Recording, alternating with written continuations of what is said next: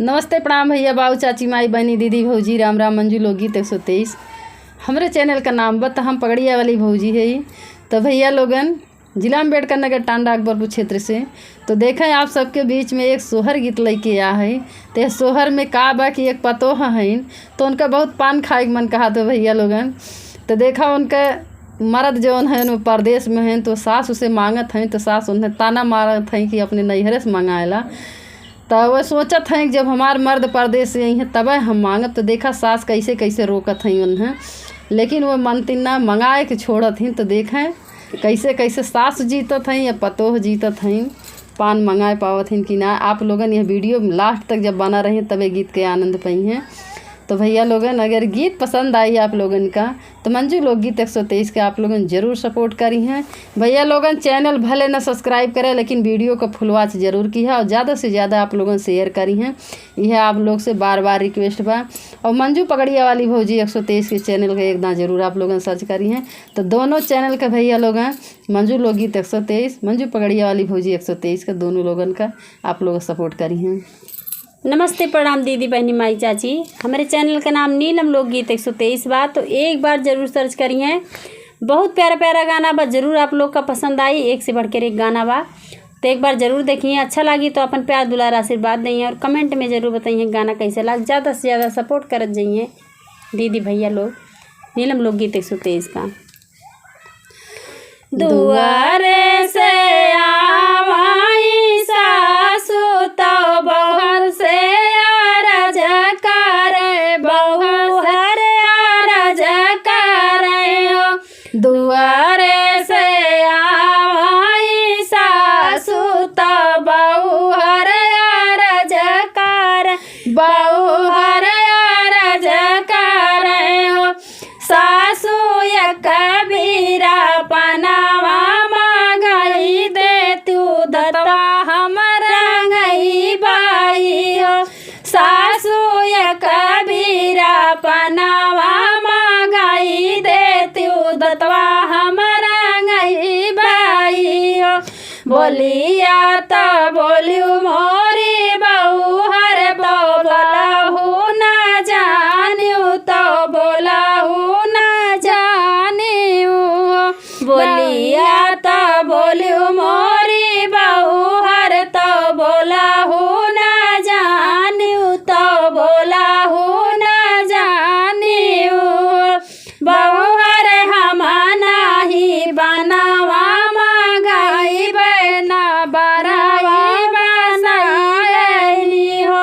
बहू हर हम नाही बनवा मांगाई बना बराई बसायनी हो।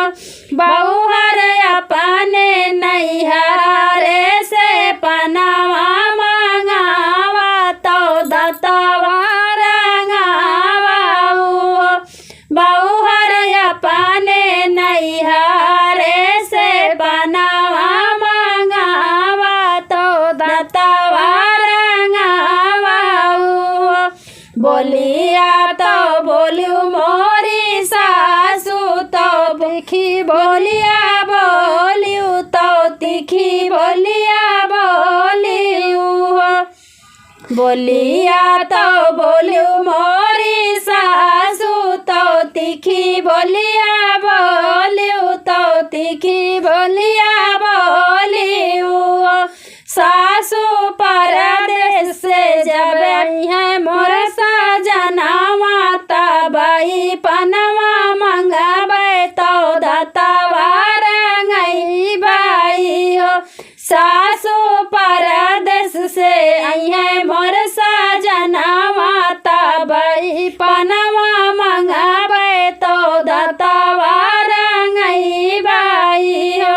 भला की हो हे बहुहर भला की हो हमसे बताई दी हो हमें समझाई दी हो हमें समझाई दी हो।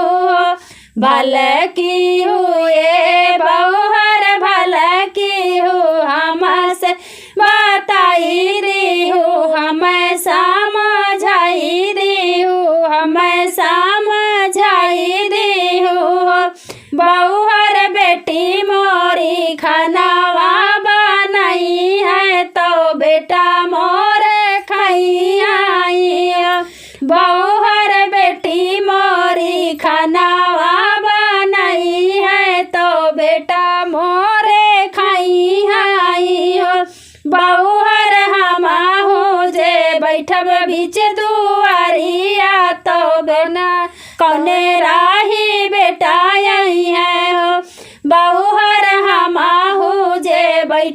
बीच दुआरिया तो कौने राही बेटा यही है हो।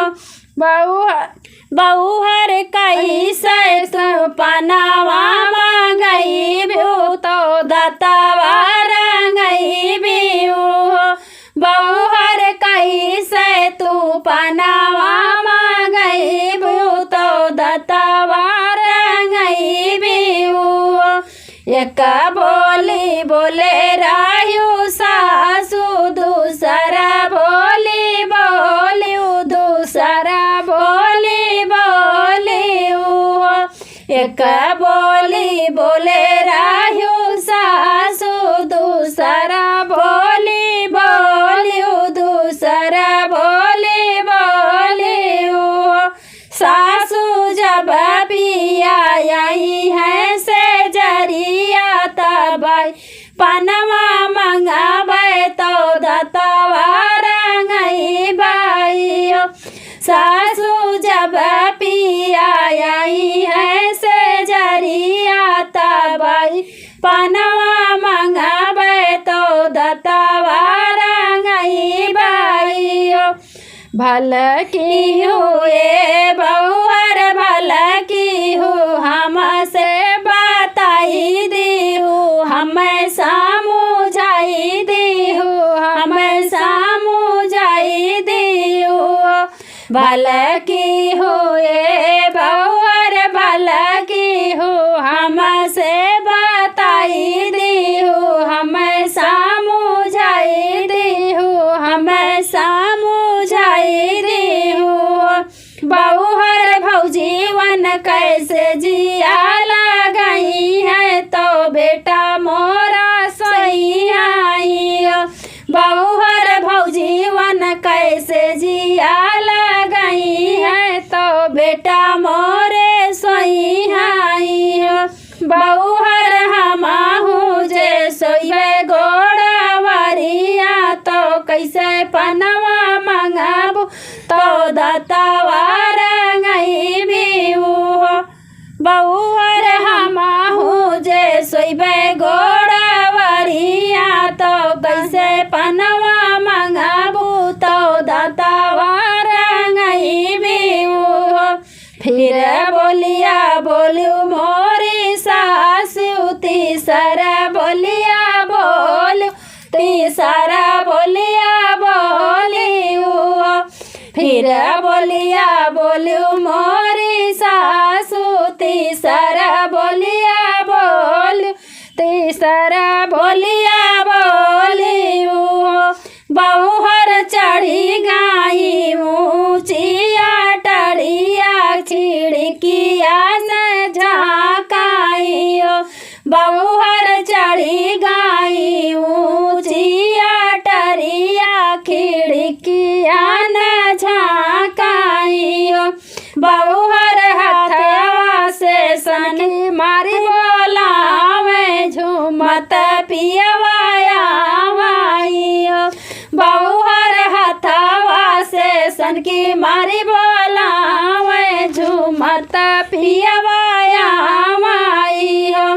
कैसे रखाए रातू ले बूतो कैसे रसो पढ़िया तो कैसे रसो पढ़िया हो।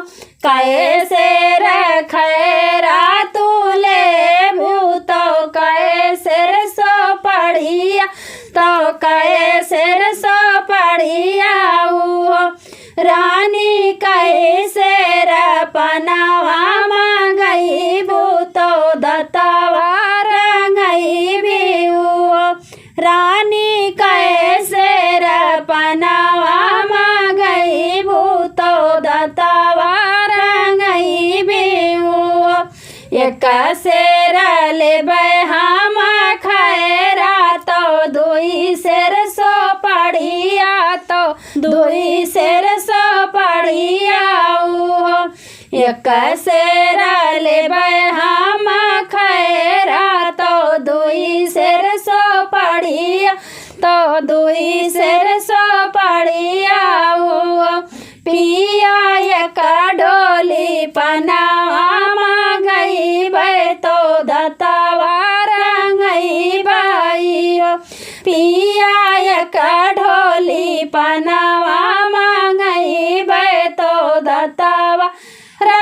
माई बाई हो आवो नाराना पड़ोसिन तू ही मोरी गोतिन तो तुइन मोरी गोतिन हो आवो नाराना पड़ोसिन तू ही न मोरी गोतिन तू ही न मोरी गोतिन हो बहिनी कहू चतुराई नाही लागी पतोहिया के अगावाऊ हो बहिनी कहू चतुराई नाही लागी पतोहिया के अगावाऊ हो। तो भैया लोगन देखा इतना पतो होकर शासन वो लगाए रही न कि पान न मांग पाए, लेकिन लास्ट में सास का हार जाए पड़ा। तो आप लोगन का वीडियो देखे ताई धन्यवाद।